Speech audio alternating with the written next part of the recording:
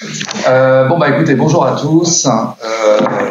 Nous sommes réunis pour la 4e conférence de ce cycle d'études consacré à l'université, l'examen de ce qu'est l'université aujourd'hui et ce qu'elle annonce pour demain.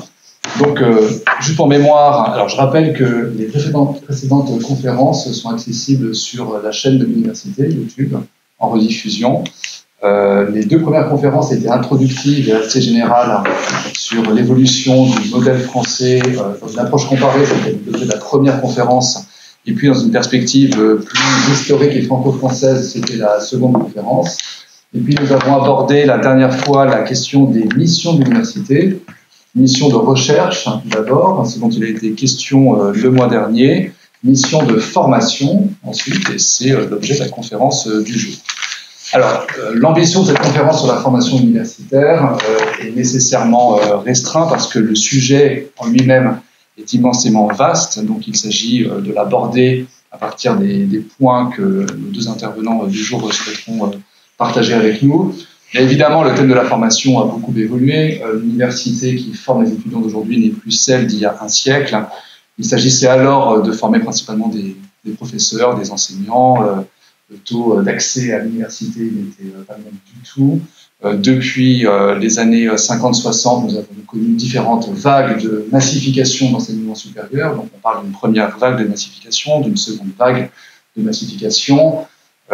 Et tout cela bouleverse évidemment profondément le fonctionnement et même le rôle de l'université, son rôle social. Et donc c'est un petit peu l'évolution de cette mission de formation que l'on a voulu mettre à l'ordre de cette conférence.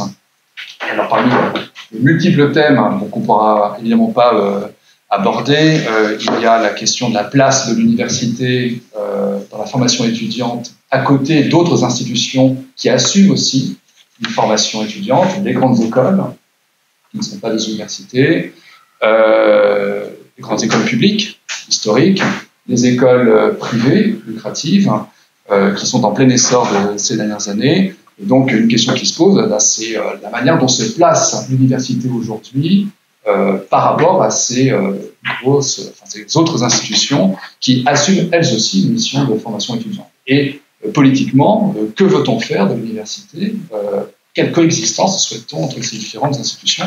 Donc, il en sera question. Et il nous a semblé effectivement que la discipline, parmi d'autres, la discipline de la gestion est assez confrontée et un bon laboratoire pour explorer ces problématiques.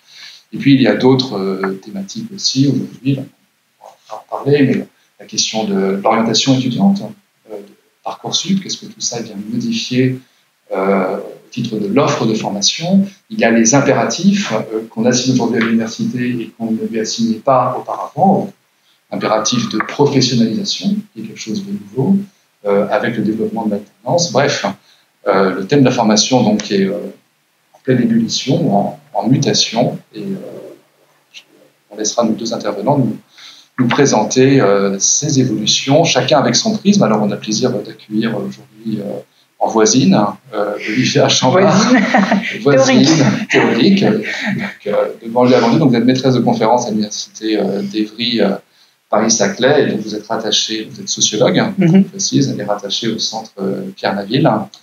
Et puis Monsieur Lamarck, professeur de gestion à l'université Paris 1 et directeur de l'IAE, notamment.